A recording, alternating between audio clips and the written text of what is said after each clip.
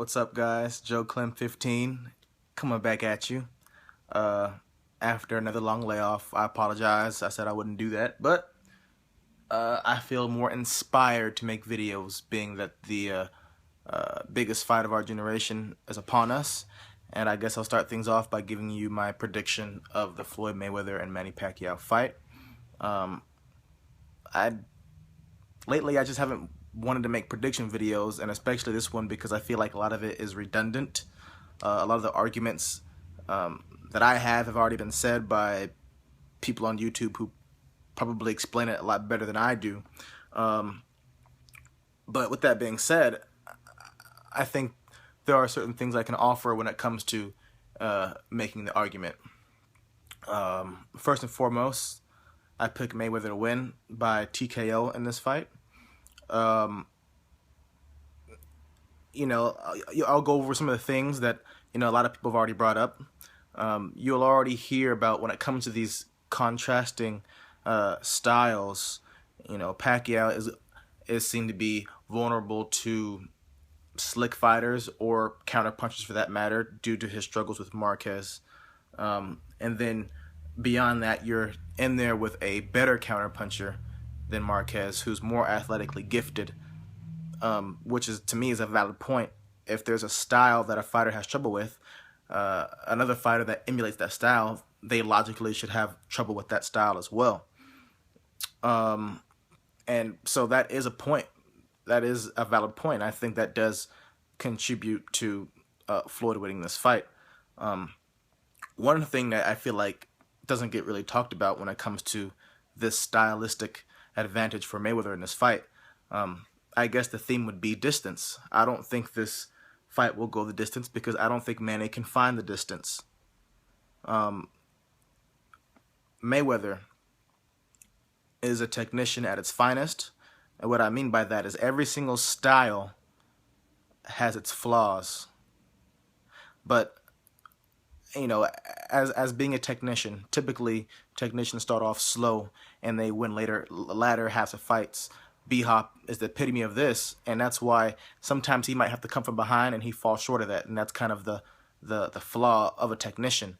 But Floyd is the technician at its best because he makes his adjustments faster than anybody else.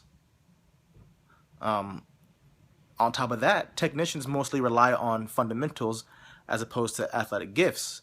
Floyd's also athletically gifted, so it's a mixture of both. And lastly, this ties into what one of my key points is when it comes to distance. Floyd's stature, his physical gifts, something that can't really be taught. Floyd has exceptionally long arms for somebody his height.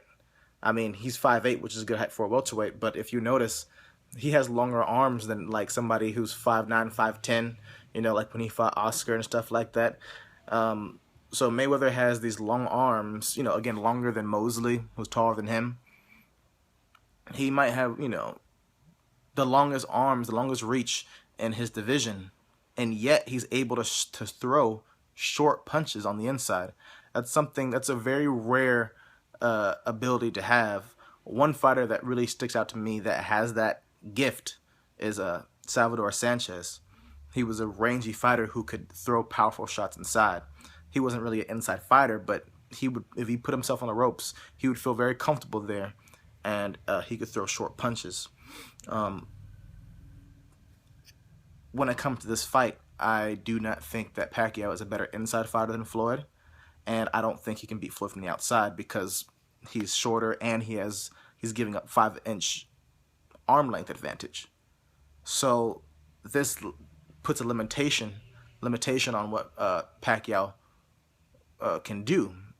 He's gonna have to, Dwyer, the boxing gambling analyst on YouTube. I'm sure you guys know of him. I think he's coined the term ambush fighter. I call it an in and out fighter.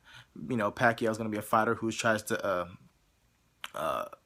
swim without getting wet. He's gonna try to get in with punches and get out of range. Pacquiao is able to do this often because he actually has some decent sized long arms. He has the speed and such, but this has to be literally this is the only really option that he has. He's not going to be able to fight in close against Mayweather. And I think that's something it's really flown under the radar. Nobody really talks about it, is that Pacquiao can't fight. He's a shorter fighter. See, I mean, typically when you're going up against somebody longer than you, then you're gonna have to get on the inside. This is why, like when it comes to somebody like the Klitschko's or even the Mayweather, even Ali, I would, sometimes I would like to see what would happen if they faced another boxer that was rangier, because they'd be forced to come forward. That's, it speaks to your versatility, because it's not so easy.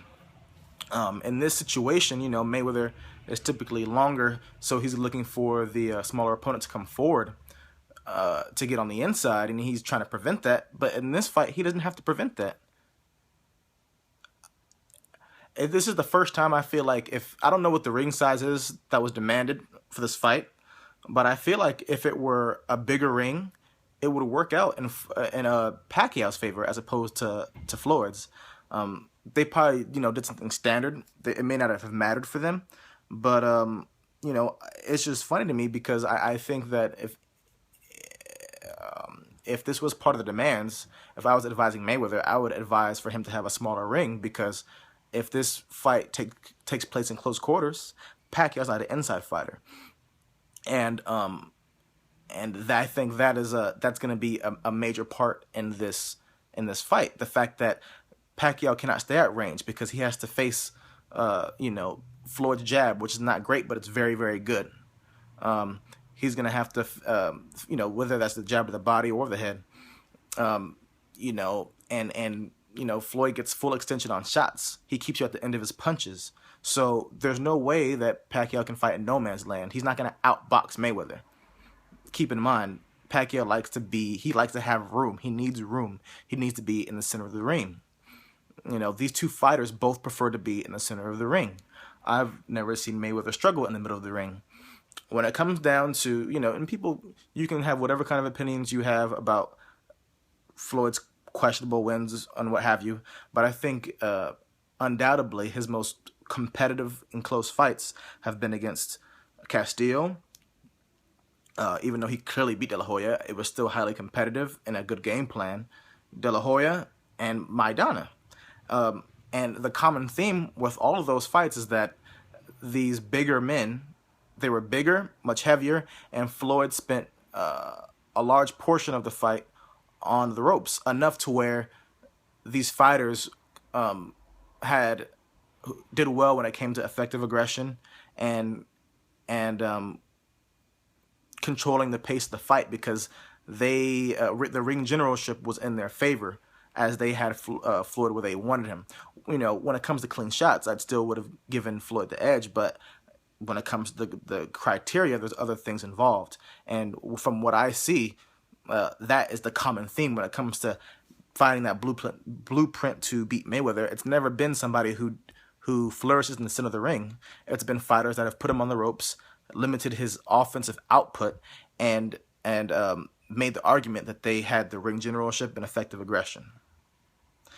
Those are open to interpretation, but that seems to be the common theme. And as great as Pacquiao is, he doesn't impose those things.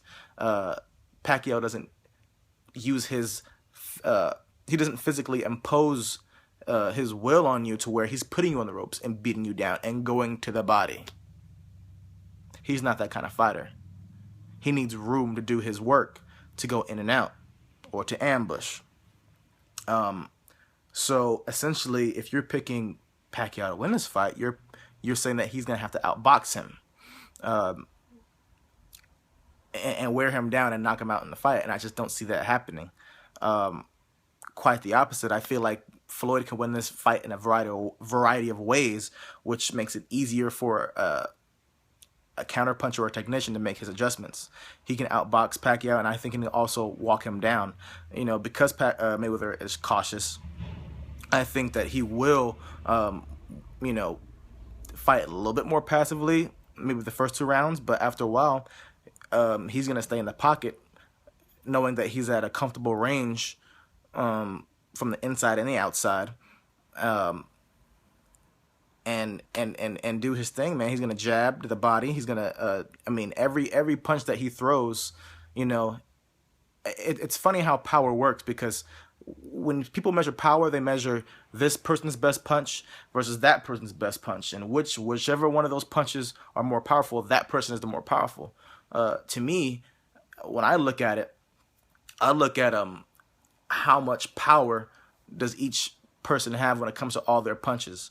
To me, Manny Pacquiao has a really powerful straight left hand, and I think he has a powerful left uppercut too. It's not nearly as big. I mean, his straight left hand is one of the best punches in the sport. His uppercut is really good, I would say. When it comes to Mayweather, he's shown great power with his left hook, his straight right hand, his right hook, his left hook to the body. And these are punches that are gonna that are placed very accurately, and they're gonna be things to overcome in this fight. You know, this whole story of this fight has been, you know, people have acknowledged that Mayweather has the greatest defense of all time, and you know, Manny Pacquiao has this great offense. It's limited to mostly headshots, and he doesn't go to the body a lot, but he throws a lot of punches, and he has a very powerful left hand. So let's just, I mean, I think Mayweather's defense is greater than Manny's offense, but let's just say for a second those two things neutralize each other. You have to ask yourself, is Manny Pacquiao's defense better than Floyd's offense? AKA the most accurate fighter of all time, who has power in a variety of punches. He has every punch in his arsenal. Who throws a right hook?